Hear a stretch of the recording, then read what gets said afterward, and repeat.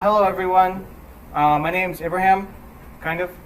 I did my undergrad here in math. Now I'm a master's student in cybersecurity. I'm doing the cybersecurity master's program. It's my 8th year of college. My research is in cryptography, kind of, so I'm like more on the theory-oriented side. And then this club formed, and it's like not a theory club, so usually the talks I give are very theory-oriented and very mathematical. So I have to asked to give a talk about something, and I have to think about exactly. I'm kind of allergic to programming, so this is a talk on something that I've been collecting notes on for several months now, and then I had a reason to use them. So this is something I've been researching for a while. There's nothing new in this talk that isn't already on the internet, but it's just collecting documents and sourcing things. So this is a talk on the NSA and cryptography, and so it's really sort of a drama, and it's about bureaucracy. So, before I begin, are there any questions, comments? Okay, good. So, why is cybersecurity important? It's a simple. It's sort of maybe too simple of a question, but I think it's good to come back to the axioms. So, it's not a rhetorical question. Someone, maybe if they're not eating pizza, they could answer. Someone give me a reason why cybersecurity is important. Protect your data on the internet. Okay, that's a pretty good reason. Are there any more reasons? Privacy and authentication. Privacy and authentication. That's also a good reason. So I asked this question because I knew what the answers are, and I'm looking for answers like you can protect your bank account, and you can buy things on Amazon and things. But the real answer why cybersecurity is important is because you can die. Right, so these are 3 journalists, and they have 3 different names in 3 different languages, and I'm not going to be able to pronounce any name correctly. This first one is Anna Politkovskaya.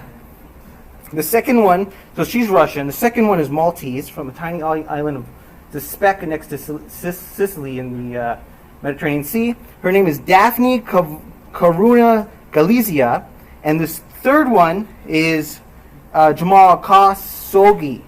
He's Saud. He was in the news more recently. And I bring these 3 up for a few reasons. One is they're all dead. So Anna Politkovskaya, I'll just call her Anna, she was shot twice in the head outside of her home on the way home at night. It was a contract killing, and this was in 2006. So this is the elevator. Daphne, she was the journalist, and she was the main journalist behind the Panama Papers, and they put a car bomb on her Peugeot, and now she's dead. And her son was like, wow, I found pieces of my mother 80 meters from the car. And then Jamal Khashoggi, so this guy is more recently in the news. I'm sure have you guys heard of this guy compared to the other 2, maybe? Okay, it's 2018. It's not that old. So this is Jamal Khashoggi. He was a Washington Post columnist. He was an outspoken critic of Saudi Arabia. And so this is him walking into the Turkish embassy, I think in 2018 or 2019, I don't remember, October. And then this is a body double leaving the embassy, the Saudi Arabian embassy in Turkey, a few hours later. So these 2 people look the same, but if you take a closer look, what is the difference? Can you spot a difference between these 2? The shoes. Yeah, immediately. You can see the shoes. So they took his clothes, and they had I have some notes here because it's hard to remember. So a 15-man team arrived by a private plane a few hours before. They used a bone saw, and they cut him into pieces while he was still alive. They videotaped it. His wife was waiting in the car. He was just doing some administrative paperwork. Then they dissolved his body in acid. There's a 7-minute recording from his Apple Watch of him being hacked alive. Right. So then they had this body double walk around the block on the security cameras, but then the body double walked back into the embassy, so nobody believed it. Right. It's obvious. And I mean, even without the shoes, I mean, these guys don't really look that alike. So the reason I bring up these 3 journalists is not only are they dead, but they were all hacked before they died. So Anna, her email was hacked over a year by the Russian, whatever the new 3-letter acronym of the KGB is. Anna, she was hacked a few weeks before she died. They were trying to look for the sources of her reports, because journalists have like anonymous sources instead. And Jamal Khashoggi. So this one is more interesting. There was an Israeli firm called NSO, and they sold the Saudi Arabians malware called Pegasus. And Pegasus was injected into his phone, his backup phone, his wife's phone, his other wife's phone. So he had 2 wives. That's like a detail glossed over in all the reports of this. And his backup friend in Turkey. So they were tracking his every move and everything before this thing. So these 3 journalists were hacked before they died. Security, so that means, okay, security is important. You need to protect yourself. Maybe these people might not have been dead. But we can also attribute those responsible also through hacking. So she died, Anna, the first one, the Russian, she died in 2006. But in the Snowden revelations in 2013, we learned that the NSA hacked Russian hackers who hacked her. So they were able to attribute the hacking to the Russians. So the NSA, that's another reason we have belief about Russia hacking election, whatever, is the NSA, when they do hack Russia, they don't just hack random Russians, they hack the Russian hackers, right? So that makes them kind of good. Same thing with Jamal Khashoggi is they had some sort of signal intelligence. They were able to have some private recording from Mohammed bin Salman that he directly ordered the killing. And so that could only have been obtained through some sort of hacking like this, right? These things are usually not disclosed because if you tell someone they're hacked, they change channels, they burn computers or whatever, right? After the Snowden revelations, some departments in Russia switched to typewriters, which, I mean, it works, right? So, and then here's a photo of, so this is Jamal Khashoggi's son, and he is accepting a deal here from Mohammed bin Salman. This is the guy who ordered his father's death, and he is not allowed to leave the country, but he's going to pay him $10,000 a month. So, and he has to forgive him. It's all like a publicity thing, yeah. So, yeah. So, security is both an offense and a defensive thing. You want to hack everyone else, but protect yourself, right? It would be a great world if the NSA could listen onto every phone call, because then maybe they would prevent some murder. But maybe they would also cause some murder. I don't know. A lot of bugs and a lot of this stuff is at the implementation level. Software is incorrectly implemented, memory safety issues, all kinds of things. Hackers are hackers. And it's not like the movies. It's a lot more boring. But bugs almost never happen at the cryptography level. But this is a talk about cryptography. I'm a cryptographer. I've taken some security courses. It's hard and it's boring. I care more about the math. So this is the only part of this I can speak to. So I'm going to talk about some case studies of the NSA with cryptography. So this is the National Security Association, National Security Agency. That's their logo. It's pretty generic. Doesn't tell you anything at all about the thing. The key is sort of maybe a boring symbol, but you can think of that as sort of secretive, right, or whatever. So this is the NSA headquarters. It's in Fort Meade, Maryland. It's classified, but there's between 33 and 40,000 employees. This building uses the most electricity in the entire state of Maryland, and it's estimated that's for all the data processing they have to do. This building is so big that they have their own police force, and it has a K-9 unit. The budget of the NSA is $11 billion, and I'm going to be talking about a project they do, which has a budget of roughly $800 million, and that's a lot of money. Yeah. So here's some other things the NSA does before I get into it. So they maintain 2 open source projects, SE Linux and Ghidra. SE Linux, does anyone know what SE Linux is? It comes default on Fedora. It's basically annoying if you try and run a program as a user you're not supposed to. It does all this sandboxing sort of. It's a paradigm of permissions for a Linux system. Does anyone know what Ghidra is? Okay, I'm taking a hacking class this semester. Ghidra is a static analysis tool. It's incredibly useful. And it's sort of terrible software. The user interface is written in Java, the backend is written in C++, and the scripting is done in Python. So everything is sort of pasted together and barely held together. But it's pretty good. The algorithm stuff, it works pretty well. What does it do static analysis called? A binary. So like you can take a binary, which is assembly level code, and if it's good enough, it can sort of optimize it back to a high level C-like language. It's powerful stuff. It's just click and then there's the source code. It's like, wow. There's an APT called Equation Group. Kaspersky Labs in 2015, they identify malware, they identify APTs. APT stands for Advanced Persistent Threat. So that's like a hacking group, a thing, an organization that does a thing. And they identify malware to certain APTs. So in 2015, they came out with a report that they think the NSA was running an APT called Equation Group, and they attributed that name to them because their malware that they run happens to align with United States interests, and that it has distinctive and heavily use of cryptography, which is something unique in malware. Most security people don't care about crypto. That's someone else's problem usually. But in the Equation Group's malware, they're sort of interchangeable. They also run something called the NSA Codebreaker Challenge. I have no idea what that is, but it's like an assignment in my class later, so maybe I'm going to find out what that is. Okay, so this is a talk mostly about what's called Project Bull Run. It has $800 million in United States funding. So this is part of one of the documents with Sonos links that describes the thing. So first off, how to read classified documents. The top will tell you 3 codes. So it says TS, Top Secret, SI, which is an older code, which stands for Secret Information, and then a REL, which REL will say who it's related to. So REL is related to USA and FV. I don't know what that is. And then each line of a classified document will tell you if this line can be requested via FOIA, like a Freedom of Information Act request, or if it's not allowed. So for example, U stands for unclassified.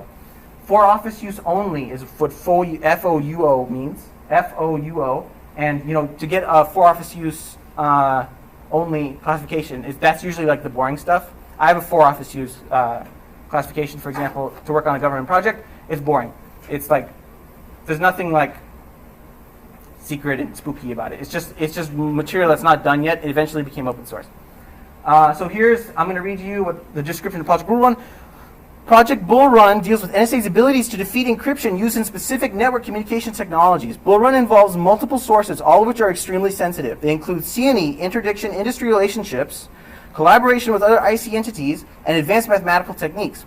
Several of these ECIs apply to specific sources, methods, and techniques involved. Because of the multiple sources involved in Bull Run's activities, capabilities against a technology does not necessarily equate to decryption. And then I have another thing here.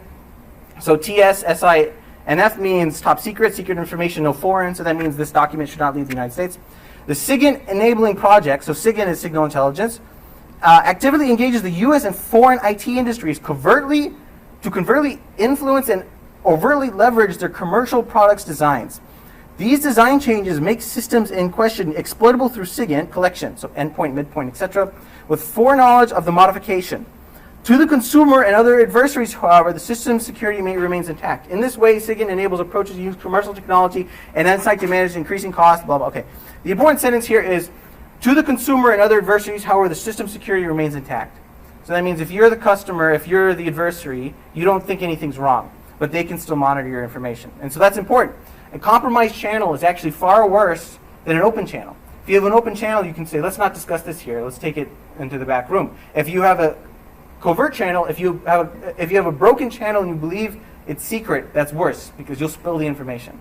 That's what the NSA knows. You'll tell where 9/11/2 is going to happen or whatever, right? That's not going to be happening in the open.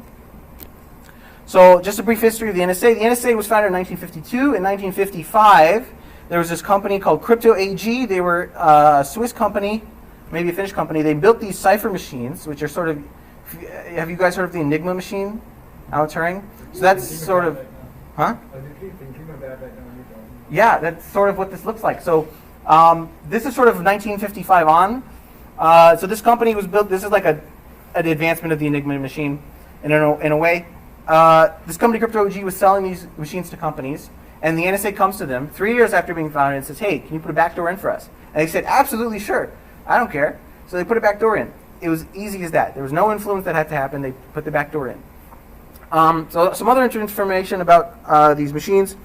So there's some numbers of which countries bought them, and apparently every country bought at least a few. So for example, Egypt bought 50.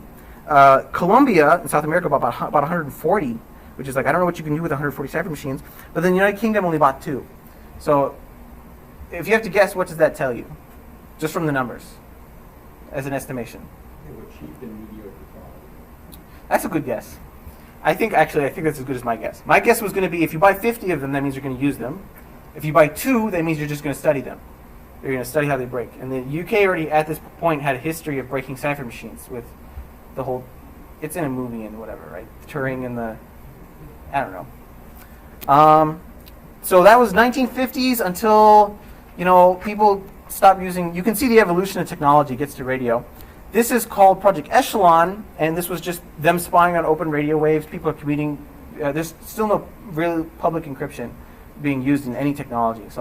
And this was controversial at one point because they were spying on senators, like the federal branch spying on what the legislative branch was doing. And so in these little orbs are all satellite dishes, but you can't see them. You can't see which way they're pointing because they built like an orb around them. It's kind of it looks like a mushroom. I think it's kind of cute. So that was the 80s. Then public key encryption was invented like 70s. Computers weren't really good then. They were building up to the 90s. So at this point, crypto is classified as munitions. So crypto, I mean cryptography, cryptographic crypto systems, public encryption, ciphers, whatever.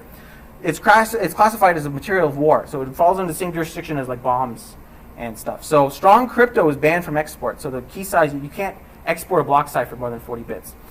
Now, what a crypto system is today is more ambiguous because we have a great diversity of thought and people are creative. But back then, it just meant a block cipher. But it was sort of, even then, worded quite vague. So OpenBSD, has anyone heard of OpenBSD? Yeah, people know of it. No one uses it, but people have heard of it. It's those guys over there. Which is based on FreeBSD. Which might be based on... OpenBSD? Yeah, there's something like that.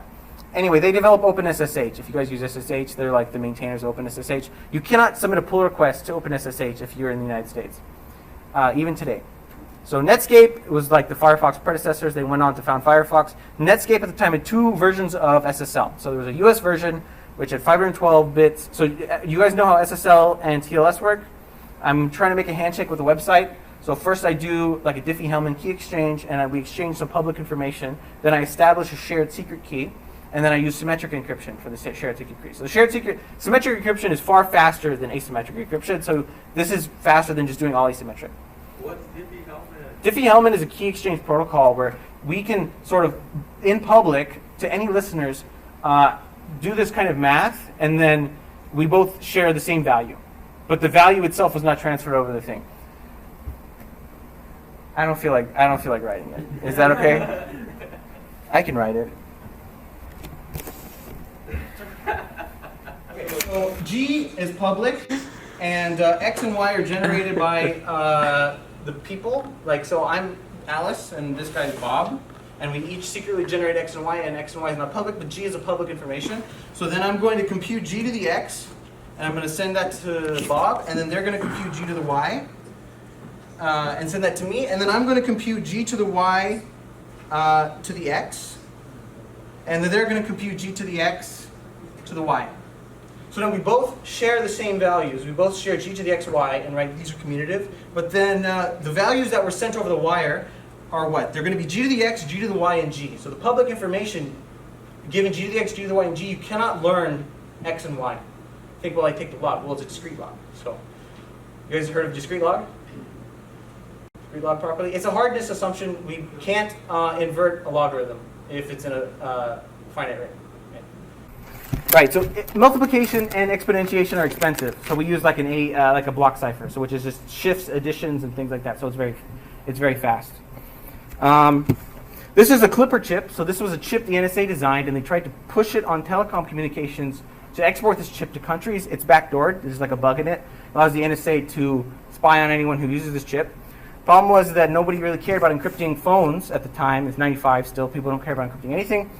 And it was expensive, so the telecom companies didn't really want to export it because it cost them money to put encryption in a phone that was unencrypted anyway. But then this was like a big public fiasco. So these are 2 posters from Ronald Rivest. These were from his office. And this is from the company RSA, which is his acronyms, R, S, and A. Not just his, he's just the R. But so it's a Sync Clipper, and there's this like propaganda effort they did to let the media know about, don't backdoor encryption. It was it was a 90s thing. We'll see. Here's some case law that happened that sort of established where we are today, and I'm thankful. Junger versus Daly. So Junger was a professor. He couldn't accept non-U.S. students into his class on computer law, right? So if you're an international student, you couldn't go join his class, and he sued the United States, and he won. Bernstein versus United States, and he developed block cipher. Bernstein, his name will come up about 10 more times in this lecture. But he developed a thing, and he wasn't allowed to publish information on it, and he said that violated my free speech. And he won. Apple in the FBI versus Apple case cited this. You know, that Apple couldn't be forced to put a backdoor in because it violated their free speech. So they cited this case. Zimmerman published PGP. So PGP, you guys ever use PGP keys? Heard of PGP? Maybe? Okay, it's basically like a software level of all these cryptographic algorithms. So if I have a PGP key and like the 8th bit is 0x5, that means my key is 4096 RSA.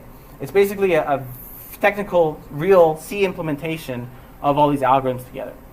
That's all it is. So he was not allowed to publish it, obviously, because it was more than 40 bits of cryptographic information, so he put it in a book. He printed it in the MIT press, and then he shipped the book to Iran. You can't ban the export of a book, so that's how he got around it. It's still illegal to date to export some cryptographic hardware. People don't care enough about cryptographic hardware to fight over it. What does that like qualify under? Like, do ledgers and trezors and stuff? Like, clearly they don't. Do it. It's up to a judge. These people who write the laws don't know what these things are. True. So, you know what? Those might qualify. But no one cares enough to. Yeah. It's interesting, and well, to that extent, every Intel chip would qualify. They all have a secure enclave. So. And every phone nowadays. Yeah.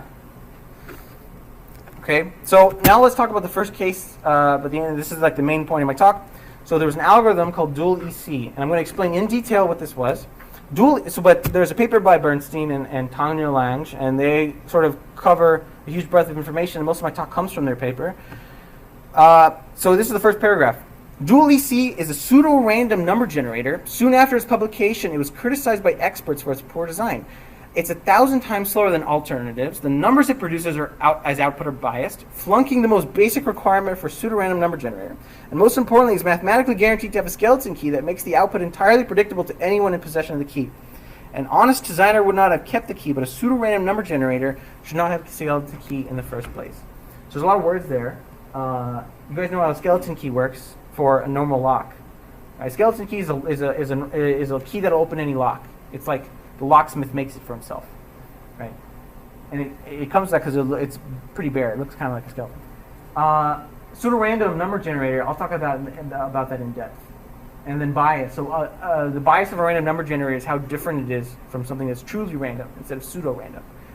So let's talk about dual EC, and the EC stands for elliptic curve. So we're going to talk about some math. You guys remember calculus?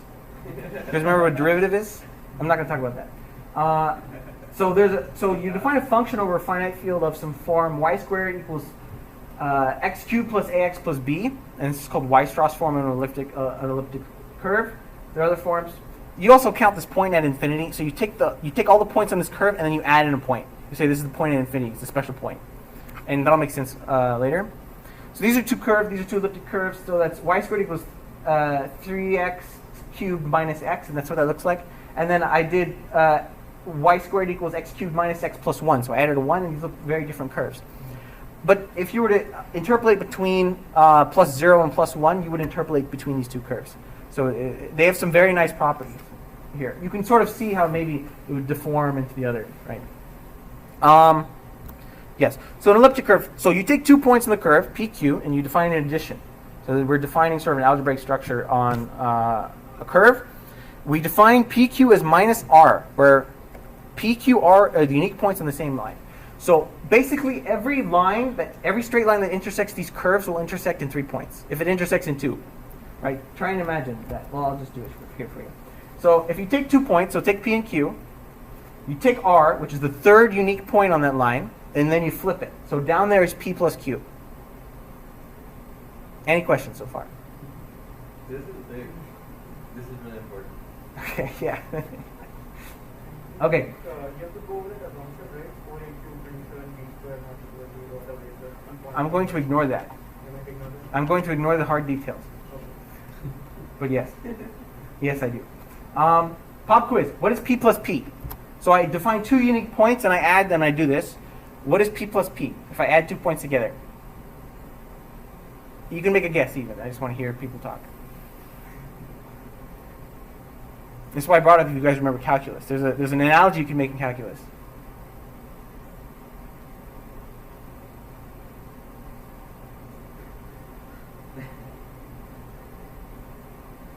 P plus P. So I'm asking you to add the point to itself. 2P. It is 2P, but what is that if you were to plot it on the curve? So it's closed. Basically, that's going to be another point on the curve. So what point would that be, though? You have an answer? Guess. I don't know. Okay, you guys remember calculus? The slope of the if you take the limit of a point approaching another point, the slope of the secant line approaches the tangent. Yeah, everyone remembers that. Yeah, do you guys not remember that? Okay, it makes sense though. Okay, the point, if you add P to itself, you have a tangent line instead of a secant line, so it intersects the curve in exactly one other point.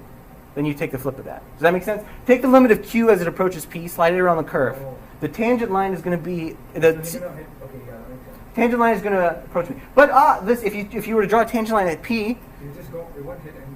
that's why we have a point at infinity. It's a gotcha. Makes sense. Yeah, it's the point at infinity in that case. So, if you took P approach Q though, the other point would probably be somewhere in between P and Q, right? Oh, actually, well then you have to flip it. Actually, that's an important step. Okay, now what is KP? What is an integer K times a point P?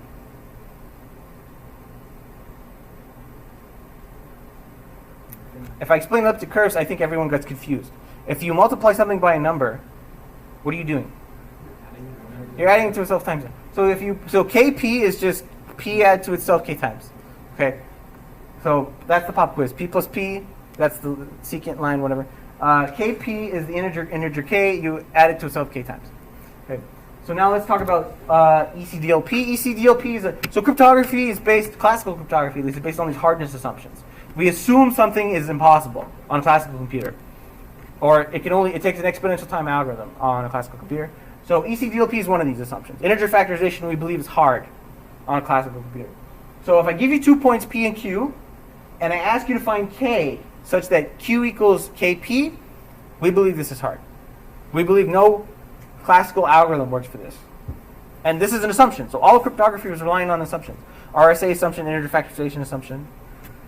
I don't know. Have you guys taken algorithms? Do you cover that in algorithms? I don't know. Okay. That's okay. You can believe me that this is hard. Maybe.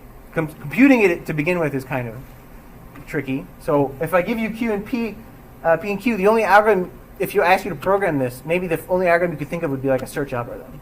And that's not going to have good runtime. There's no tricks you can do. There's no like quadratic formula. I'm missing all the details, obviously. I'm just giving you the thing.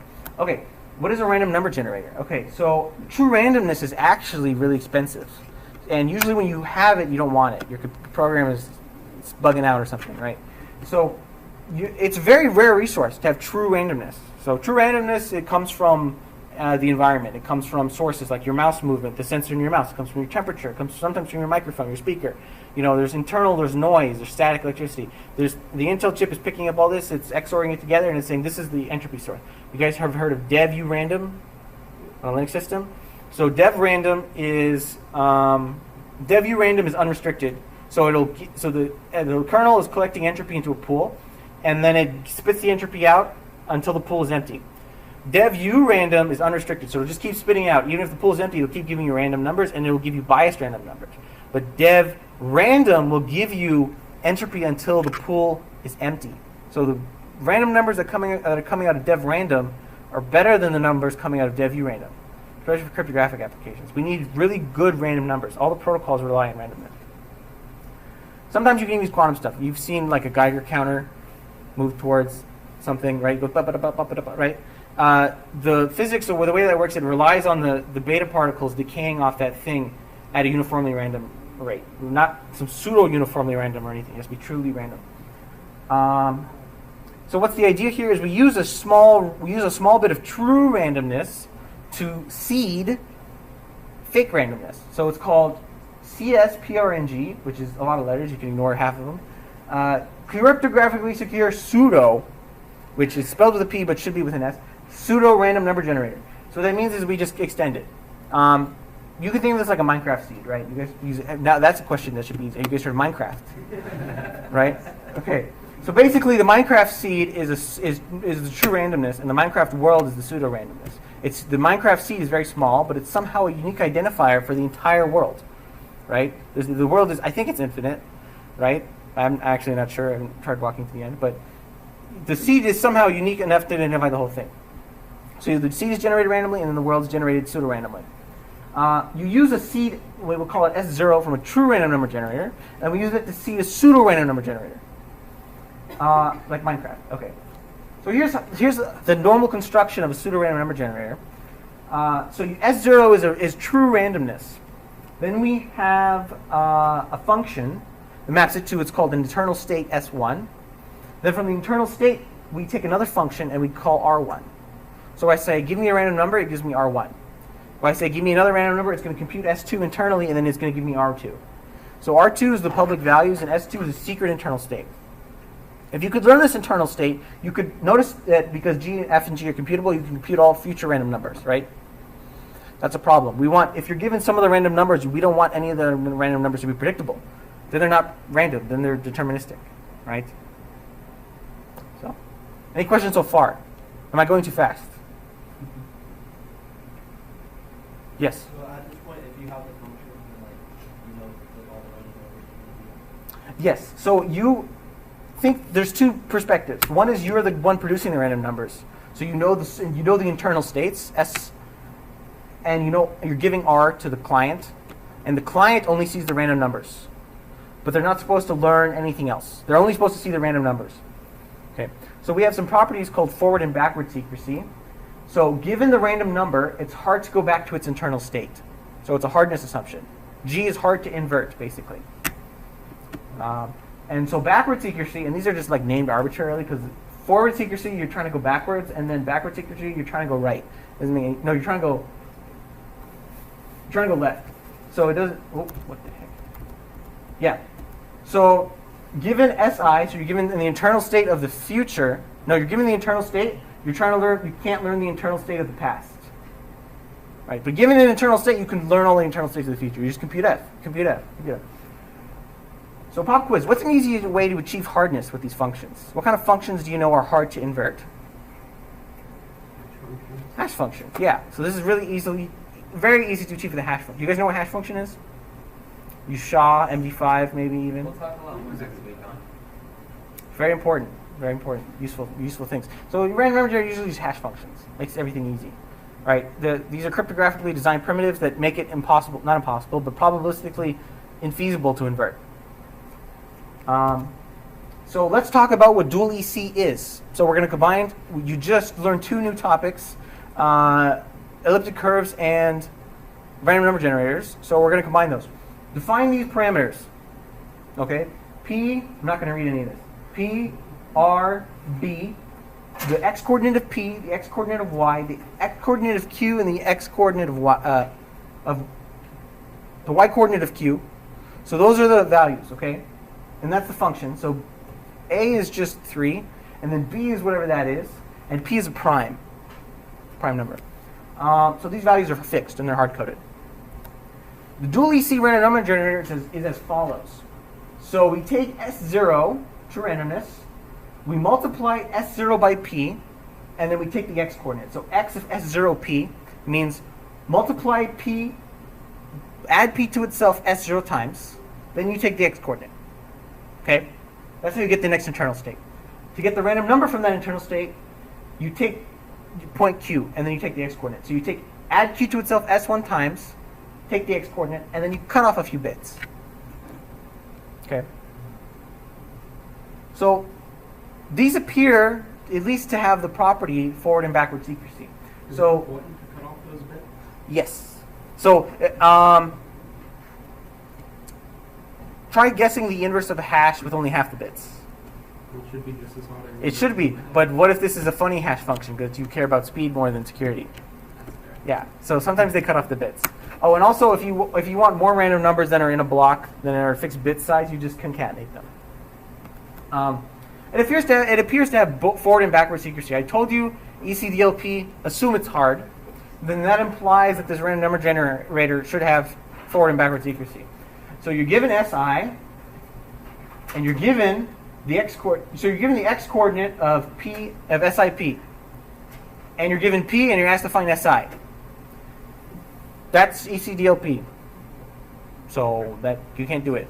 Don't even try. Just give up. Same for backward secrecy or whatever that one is. I don't remember. It doesn't matter. So it's implied that these are actually one-way functions from ECDLP. But there's a bug. So it was really satisfying to find this bug. So let's take 30 seconds and actually think about, there's a bug in this code. Let's see if you can find it. Let's give it a non-trivial amount of time to think about it. I think if you do find it, it's very satisfying. And if you know the answer, don't tell anyone. I mean, if you know the answer, if you've seen this before. Yes?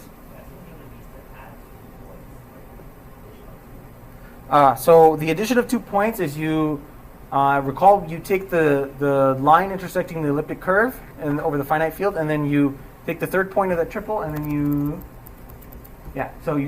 add P plus Q. P plus Q is minus R, which is going to be the flip of that. Yeah. Okay. So no one asked me about this slide. You guys just took that as acceptable. You guys think that's okay? There's some questions you should have. What does everything on that slide mean? That's the bug essentially. So, how are these numbers generated? You just kind of trust it, right?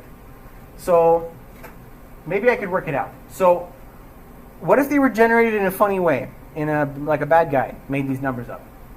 So suppose P and Q are funny. Suppose there exists a K such that P equals KQ. Whoever made P and Q could know this K. They didn't tell you how they made P and Q. So now let's just do some math. What is K times R1? K times R1, well, R1 is X of S1Q. What is X of S1Q? Well, we can bring that K inside. Actually, I made a mistake here. I brought them both inside. I swapped them. I didn't mean to do that. It doesn't matter. So you take S1. You can bring S1 out and put the K inside. It's just sort of, or you can do that with constants. So what is X of, what is KQ? Well, KQ is written literally right there as P. So now we have the S1 times the X coordinate of P. Well, we can bring the S1 back inside because I made a mistake. I should have just left it inside. And now we have the X coordinate of S1P, which is what? S2. So if I knew this secret K, I can know a future internal state. What's the importance of those X and Y coordinates? They shouldn't be known. Like, I mean, you can.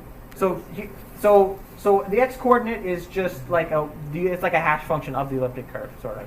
Like you know Q, and you know R1Q, which is going to be S1Q, but you shouldn't be able to go back to S1 by ECDLP. Okay, so this appears to not violate forward and backward secrecy. You're not going up and you're not going left. That's okay. You just go diagonally. So given K, you learn S2. Sure, you don't learn S1, but that's okay. Who cares? You have now learned all the future randomness generated. So this is an insecure random number generator. Can you go back a slide? Yes. How does the X coordinate of S1P equal S2?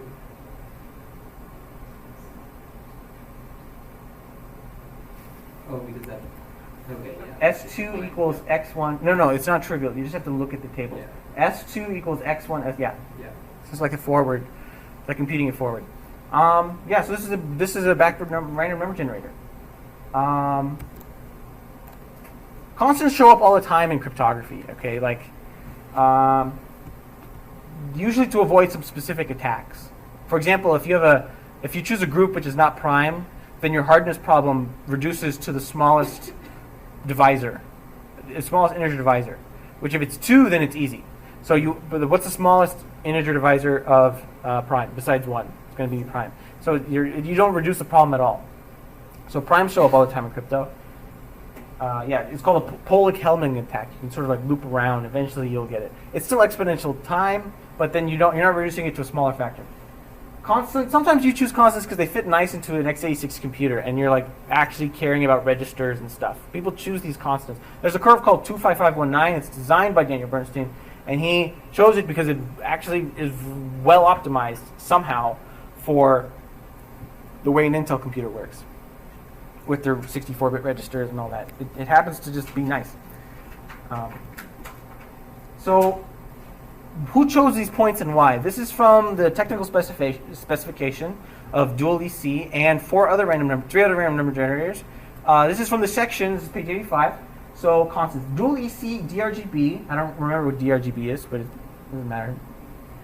Requires the specification of an elliptic curve and 2 points of an elliptic curve. One of the following NIST-approved curves with associated points shall be used in applications requiring certification of FIPS 140-2. So if you want certification of your random number generator, you have to use those points. You cannot choose your own points. Later on, they added this section, 2007-ish. So this was published maybe 2003, 2004.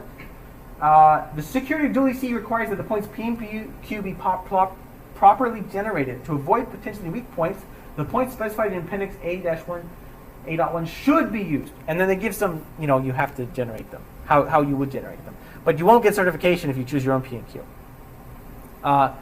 So there's these 2 papers, 1994, so Adam Young and Moti Young. What's funny, 2 things are funny here. One, they're both named Young, and I think their both names were not originally in English. They were both probably in Hebrew and then anglicized, and they anglicized them differently. And because in computer science, the first co-author is alphabetical, and they both happen to have names that end with Y, they chose the first author to be Young with an O, because O comes before U. So that's why Moti Young is the second author of these papers. Second is these are both PhD students of Zvi Galil. You guys know who Zvi is? Wow. He was the dean here for 10 years. He's my professor. He teaches automata. Is anyone from my automata class? Is anyone taking 4510 right now? Is anyone previously taking 4510? Is it like lower level? This is freshman and sophomore. Wow, you guys are babies. This is my 8th year of college. Jesus Christ. Okay, anyway. Also, this is the bottom paper is a wrong paper, but I just left it in screenshot. There was like 4 papers, and this one was like one of the later ones. It doesn't matter. They were published in big journals. Crypto, which actually happened like 3 weeks ago, but in 1994 Crypto, and then Eurocrypt, which is also a big one. That happens in March. So here's the conspiracy. The NSA gives a guy named John Kelsey dual EC to include into report NIST, SB 800 whatever, and ANSI X9882. These reports were sort of almost copies of each other. They happened in dual. They're called different names. As a 4th CR branch, so the NIST is a National Institutes of Standards and Technology, not Science and Technology, Standards and Technology. They're boring people. They're bureaucrats. They try and standardize things. What is a pseudo-random number generator? What is the definition? What do you need to be secure? You have to follow the standard. And they put out 100-page PDFs all the time. Boring stuff. So the NSA says, hey, include this in your thing. He's been working at NIST for a year at this point. So any questions people have, and these are public comments. People, you can even right now go and comment on some NIST standardization processes. They might not take your word seriously, but it's mostly for industry people and professors. So he lets them respond to it on their behalf. So here's an example of the ISO, which is the International Standards Organizations, another set of bureaucrats, and they're even more annoying because they're international. And here's an example of like a 60-page document of what they consider a standard cup of tea. So, and by the way, if you wanted to have the official version of this document, you have to pay $16. So I just pirated it. Weight to an accuracy of plus or 2 minus a master G required. Whatever, man, I don't care. But have you guys seen Futurama? You guys know this guy, Hermes Conrad from Futurama? He's a bureaucrat. He takes pride in making people wait in line. This episode, this joke. He makes 4 people stamp some piece of paper that doesn't matter. And he's like disheveled and stuff. He's a level 38 bureaucrat, so paperwork needs to be signed off of someone higher than him. He loves stamping paperwork and whatever. These guys are boring, okay? So here's one of the public comments. So the ISO is trying to standardize a random number generator, 2004, 2005. And here's a public comment the USA does. So first thing you note, whole document. That's usually uncommon. People don't just say whole document. I would like to comment on the whole document. It's 200 pages. I want to comment on the whole thing. Nobody does that. They say I would change line 82 of paragraph 13 from could to shall. That's what a comment is supposed to be, okay? And the emails are there. Here's the thing. The U.S. national body has reviewed blah, blah, blah. We feel this document is lacking sufficient depth in many areas and simply is not developed enough to be an ISO standard, which encompasses both non-deterministic and deterministic random bit generation. We do feel that ANSI X982 random bit generation standards work is much further developed and should be used as the basis for the ISO standard. And the best is they're saying we rewrote it to look like an ISO format. We've done the, it has to have 12-point font and whatever, nerds. So here's a quote from the MIT after the Snowden leaks. The NSA wrote the standard and aggressively pushed it on the international group, privately calling the effort a challenge and finesse. So the NSA gives NIST this random number generator. John Kelsey puts it in a report. Then they take, now it's in an official report by NIST, not the NSA, they take the report from NIST and give it to ISO. And then ISO, they're like, hey, you want this report? It's already done, maybe. You'd like it? It's good. Here you go, take it. And then that's less work for the bureaucrats. So they're like, wow, they already standardized everything. It looks good enough to me. So they take it. And now dual EC is an international standard, including those points P and Q. So NSA generates those points P and Q. They have a secret K. And now this is an international standard. So now it's an international standard. Public libraries start, like software libraries, start implementing the public standards, right? 2004, NSA pays the RSA security company $10 million to use dual EC as the standard CRSPNG and RSA. So RSA BSafe was a cryptographic library written in, I don't remember, but it's 2004, so it couldn't have been anything cool. Maybe it was Java. And now RSA is using the backdoor random number generator. RSA at this time was worth $2 billion. So $10 million is kind of like nothing, I think. I don't want to do the math. That's whatever. And a security company only has one trust.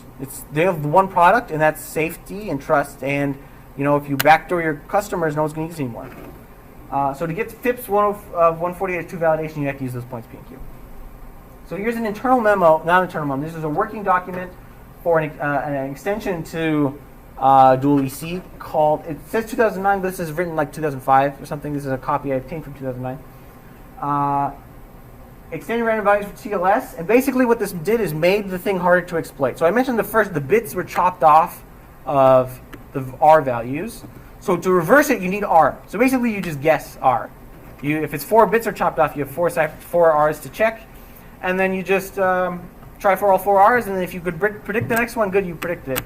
So among other things, this document, this was a technical specification. It decreased the number of bits, and nobody looked twice at it, really. At this point, people are not really aware.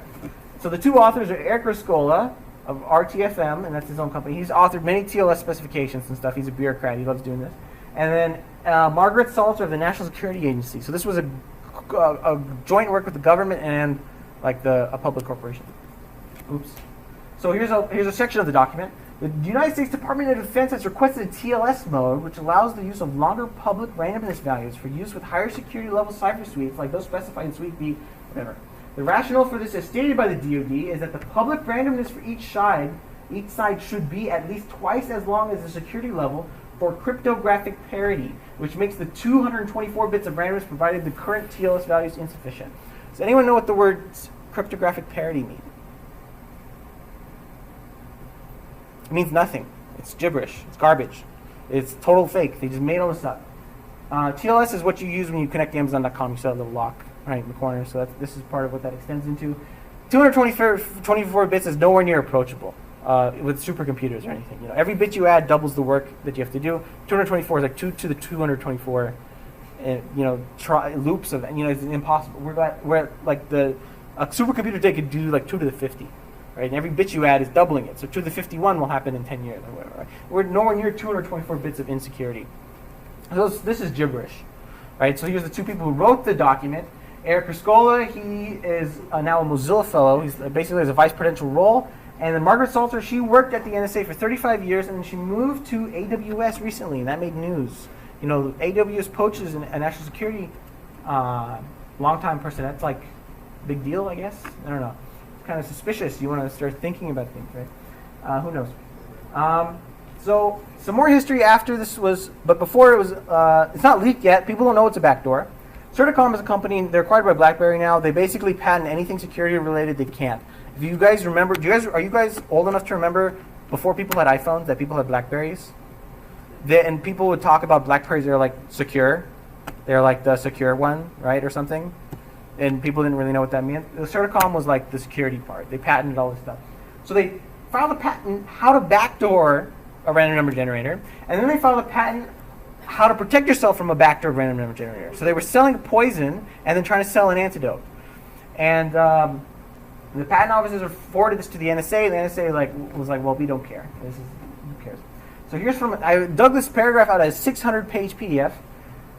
In yet another respect, the present invention provides a method of backup functionality for an elliptic curve random number generator. The method compromising the steps of computing an escrow key E upon determination of a point Q of the elliptic curve, whereby P equals EQ. Seems familiar. P being another point of the elliptic curve.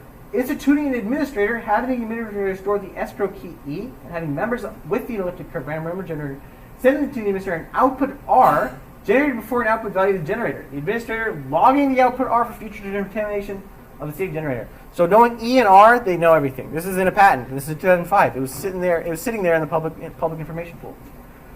2007, there's a crypto rump session. So crypto is a conference. They have a rump. It's called a rump session. Basically, it's like half jokes, talks, things that are not serious. Like in 2015, there was a talk in the rump session, and the guy just said the word blockchain for like 10 minutes. He didn't say any of your words. Sometimes there's like half serious. Sometimes there's sort of joking. There was one, Sasha Boldireva was actually at this rump session in 2007, and she gave a talk, and I looked at the slides, and I don't know what she said, but one of the slides had like a facial recognition algorithm for another professor and Kermit the Frog, and it was like identifying. So it was like, this guy looks like Kermit the Frog or something. So Dan Shumwell and Niels Ferguson, these are famous guys. Now they were working at Microsoft at the time, and they reported it to NIST in 2005, like, hey, this could be backdoored. And then NIST like shooed them away. They didn't care. Recall NIST was allowing the NSA to respond on their behalf at this point, and the NIST response was the NSA response was like, "There's absolutely no chance there's a backdoor. What are you talking about?" So the crypto rump sessions, they present the bug, basically what we just did, where we did the math and we got to S2, and internally this was a big deal at NIST because they thought, wait a minute. These are serious people. This is a serious conference, and now they're telling us our random number generator is backdoored. So, from the 25th, I think the slide's out of order, but it doesn't matter. The 2013 Snowden leaks. We found this sticky note in a Google Doc, not a Google Doc, in a presentation internally, and you can see there's a thing that says SSL added and removed here. So backdooring the random number generator, it's not obvious how you can backdoor the entire security process, how you can see someone's password being transmitted over a secure channel. There was a paper in 2014 that detailed this in very good details by Matthew Green and some other cryptographers. This face became kind of famous because he's kind of taunting you. He's kind of smirking at you. He's like, "Yeah, I got your SSL, you know, fucker." Okay. So this is the NIST cover of the publication. This was the 150-page document that included 3 random number generators and dual EC. Who's named on it? Who's responsible for this backdoor number generator? Well, there's 2 people, Elaine Barker and John Kelsey. Now, John Kelsey was the guy who the NSA gave this to NIST, and now his name is on the document. No one from the NSA's name is on the document. John Kelsey's name is on the document, and he has an alibi, and this is John Kelsey.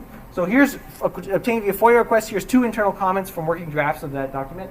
Okay, so here's the limit of my competence. Can Don or Dan or one of the NSA guys with some number theory, algebraic geometry background please look over this? Thanks. I'm really blowing smoke here. Would someone please, with actual understanding of these attacks, please save me from diving off a cliff right here? So this guy doesn't understand anything about elliptic curves, or random number generators maybe, but he's just sort of like trusting whatever they're saying. There's no algebraic geometry involved in elliptic curves. I mean, there is, but crypto takes all the boring parts of it. Like, I didn't explain to you anything about algebraic geometry, but we understood enough about elliptic curve. It's just like calculus. So the NSA maybe was hyping him up, saying this is real complicated, this is how it works, and he doesn't ask too many questions. So this is sort of a Homer Simpson defense, like a legal defense. He's just sort of like, oh, he doesn't know what's going on, and he doesn't. So he's in the clear. Do you think he's guilty? Did he put it in there? No. He looks like Peter Griffin too. Okay. So here's another email. He starts asking questions around 2004 because his name is on the document. So at the bottom it says, subject, mining our P's and Q's in dual EC, to Don Johnson. Do you know where Q comes from in dual EC DRGB? Thanks, John. And Don replies, P equals G. Q, in essence, is the public key for some random private key. It could also be generated like another canonical G, but NSA kiboshed this idea, and I was not allowed to publicly discuss it, in case you may think of going there. So this doesn't make any sense, talking about Q as a random public key for some private key in the context if you don't know there's a backdoor.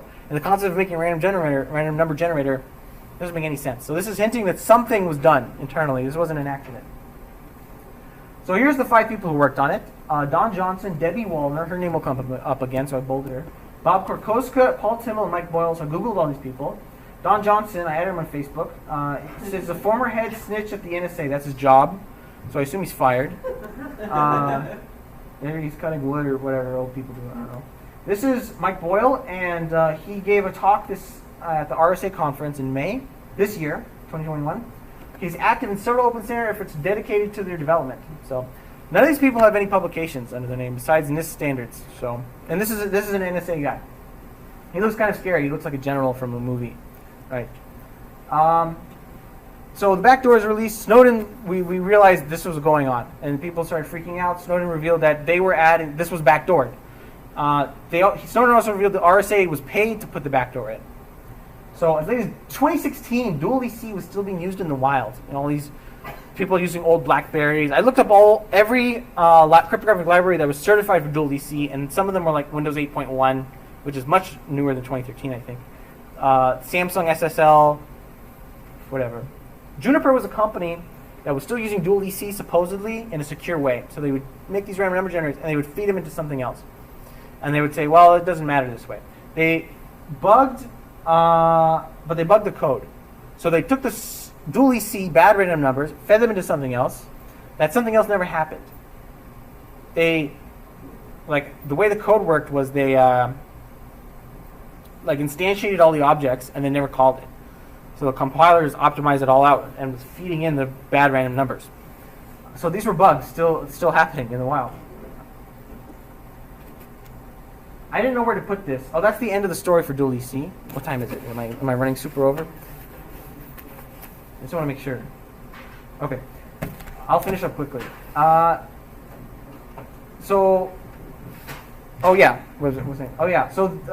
thing we learned from the Snowden leaks was that AES was being attacked from the NSA, and we don't know what they did. We don't think there's anything serious they did. They were trying something called a tau statistic, which sounds spooky, but probably nothing serious. AES is like a gold standard for a cipher, so we don't really have any bugs for that.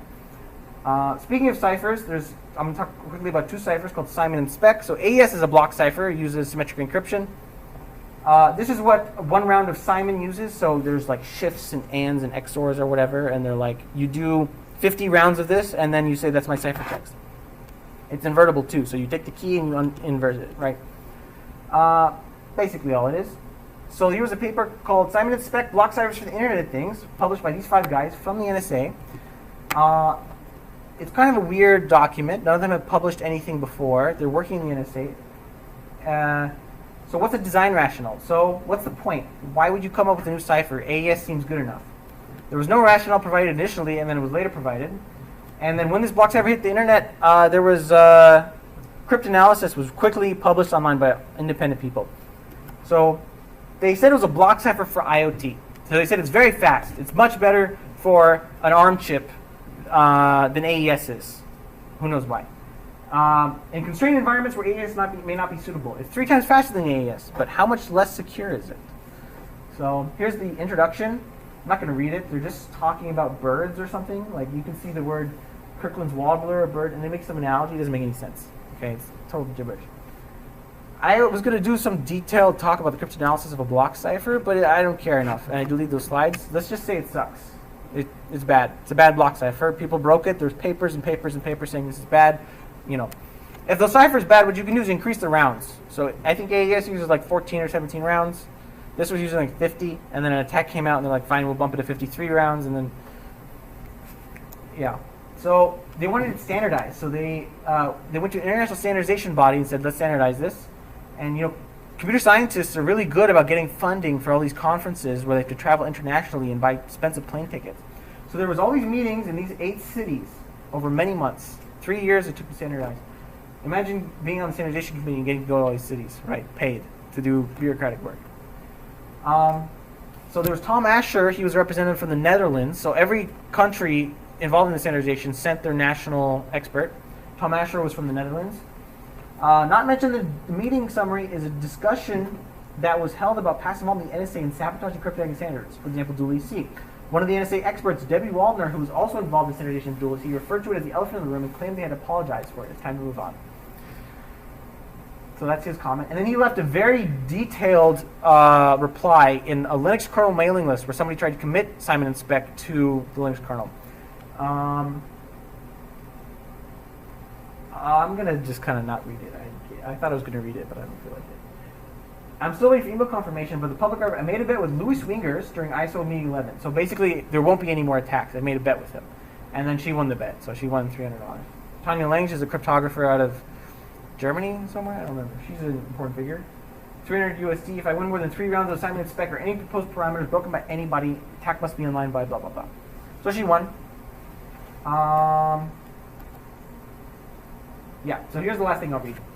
So these people got a first-hand impression of how poorly the people at the NSA sent fare with technical questions, basically refusing to answer at all and throwing tantrums instead. And then the ISO people also saw another thing. During the discussion, I asked the NSA 2 non-technical questions. From a crypto viewpoint, they are technical questions from a standardization viewpoint. You claim third-party analysis is indicative of the algorithms of real security. Were you aware of all these results when you published the algorithms or when any of these people knew of? I refuse to answer. Are you aware of any cryptanalytic results better than those already found by academia? I refuse to answer. So imagine if you're in a research, you're publishing in a journal or something, and somebody asks you a detailed question, and you say, I refuse to answer, instead of saying, I don't know, or something. It's kind of scary. So the Israeli delegate said, I don't trust the designers. This is from an article by Reuters. There are quite a few people at the NSA who think their job is to subvert standards. My job is to secure standards. So they gave the NSA a fair shot, and eventually it was not standardized by a single vote. So Simon and Speck are now not on all your phones and not running Linux because of this. Here's from the patch to remove it from the kernel in 4-20. It was officially decided not to allow Android devices to use Speck. We found in our series, and that links to this. These are unused, undesired, and have never actually been used by anybody. Original authors of this code have changed their mind about its inclusion, so they deleted it. That's what this commit is from the Linux kernel.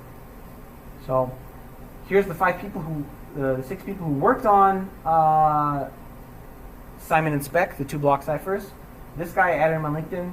He had a degree in math from somewhere. These guys have never published anything on block ciphers. They've never done any work on block ciphers. Doesn't mean they can't make a good block cipher, but it just shows inexperience in trying to get it standardized immediately.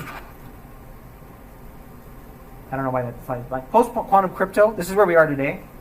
So basically, quantum computers can break some things, like I talked about. They can break ECDLP. They can break discrete log. So the NIST is trying to standardize today post-quantum crypto algorithms.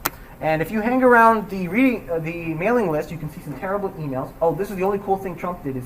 There's an office at the White House. They have if you guys have seen a bra kit in a quantum notation before, this is like quantum, like a bra and a kit or whatever.